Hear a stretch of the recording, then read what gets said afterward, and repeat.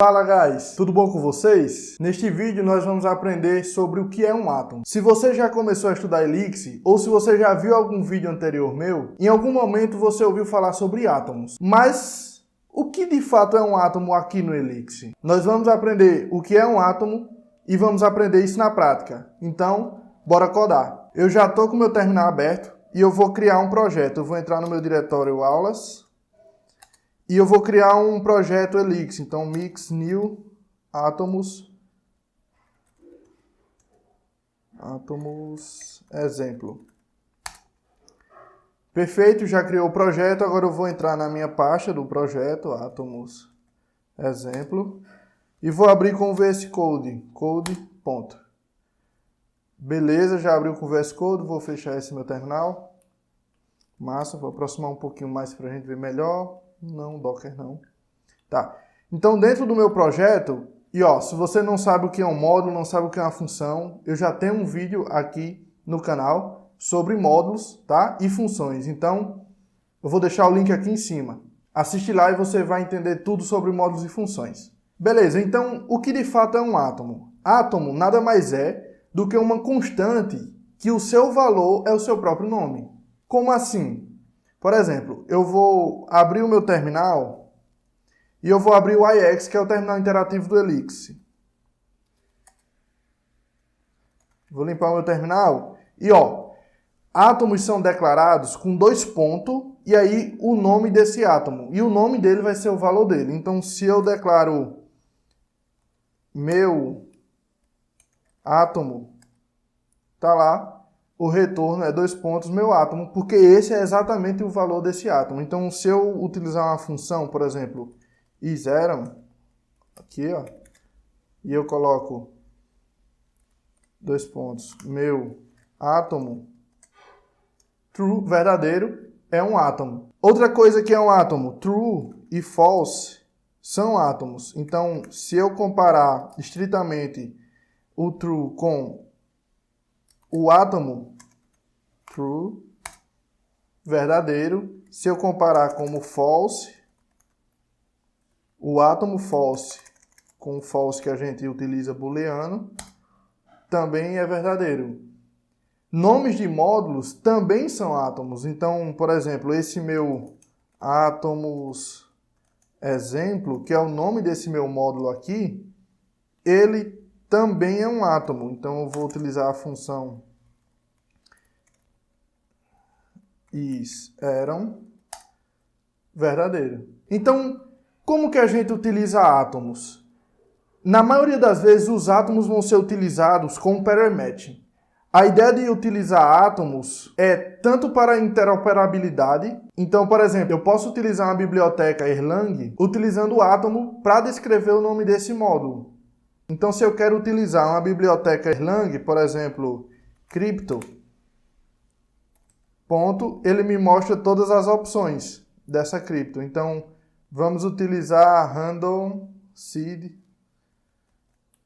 qualidade 1. Na verdade, vamos utilizar qualidade 0, seed qualidade 0. Eu utilizei um módulo que é do Erlang, acessando o átomo, crypto, que é a biblioteca do Erlang. Então, para interoperabilidade, a gente também utiliza átomos.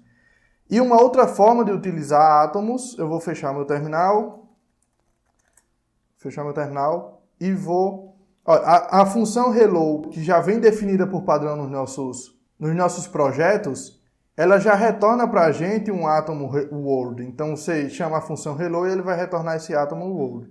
E é muito comum a gente utilizar átomos tanto para pair matching, e aí definir qual função vai ser executada, ou para lidar com retornos. Então, por exemplo, eu vou criar uma função, só de exemplo, request. A gente não vai fazer uma request de fato, mas eu vou definir como valor, por exemplo, se eu passar um átomo OK, eu vou receber como retorno uma mensagem: o request foi feito com sucesso.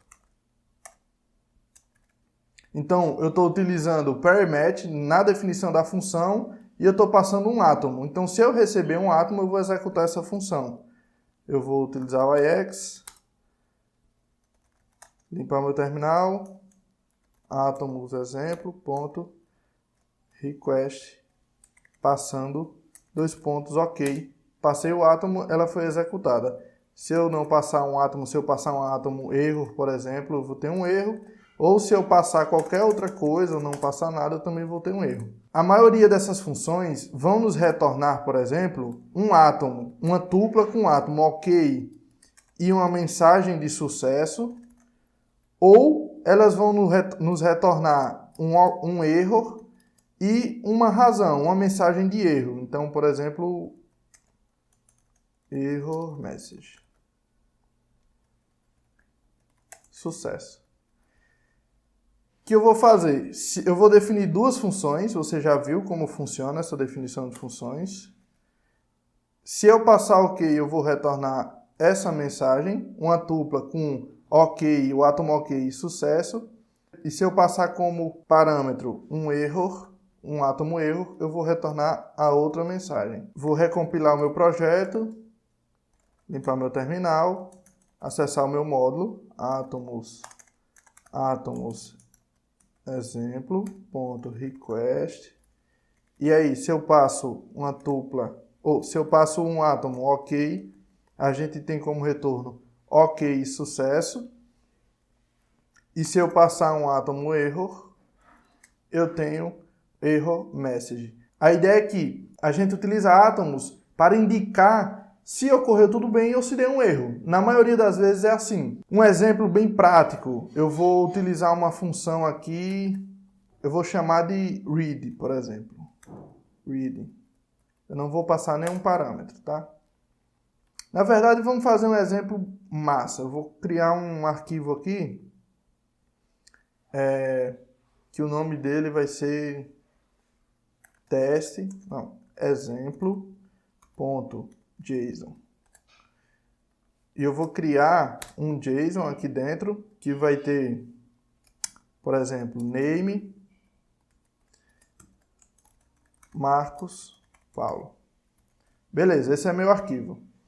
A função read que eu criei, a minha função read, e eu vou chamar o módulo file, que é do Elix, e vou acessar a função read.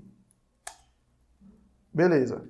Olha, na spec da função, a gente recebe como retorno ok e o binário, que vai ser a leitura desse arquivo, ou um erro e a razão pela qual deu erro.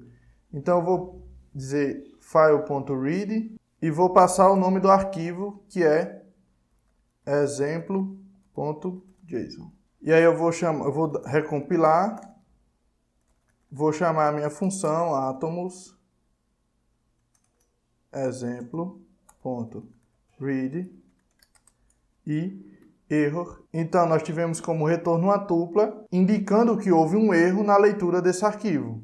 Então, nesse caso, nós temos dois átomos indicando que houve um erro. E esse é o uso de átomos. A gente vai utilizar átomo para indicar se uma função ocorreu com sucesso ou não. Então, eu passei nesse caso o path errado, a gente recebeu como erro aqui. A gente recebeu como retorno uma tupla indicando que ocorreu um erro. E essa é a razão. Então, agora eu vou passar ./lib/, ou seja, eu estou passando o path em que se encontra o meu arquivo, vou recompilar, limpar meu terminal e vou executar novamente. E agora a gente tem uma tupla com um átomo ok, indicando que tudo aconteceu bem, e o conteúdo do meu JSON, que é name Marcos Paulo, exatamente como foi retornado para a gente. Beleza? Então, espero que você tenha gostado. Se você gostou, deixa o seu curtir, deixa um comentário, compartilha para quem também está querendo aprender Elix. Muito obrigado, bons estudos e até o próximo vídeo.